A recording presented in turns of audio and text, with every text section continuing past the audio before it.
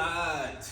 So I'm at one of my warehouses. Got some units delivered. These are primarily healthy branded units. I have all types of different machines. Again, over 240. I have machines that I personally sell. I have some machines that I put in locations, depending on the client, what they're looking for aesthetically. You know, some places might not like the wrap, but I tell some people, you know, hey, this stuff can come off. I customize different machines. I get them wrapped with my logo.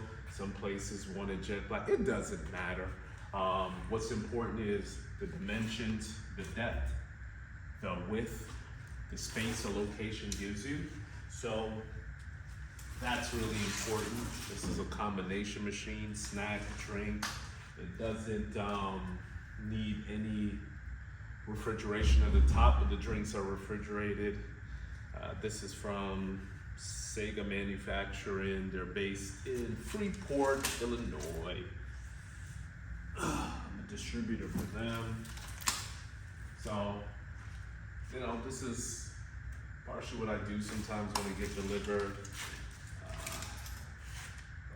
These are good quality. You know, so, yeah, stay tuned. I have some more.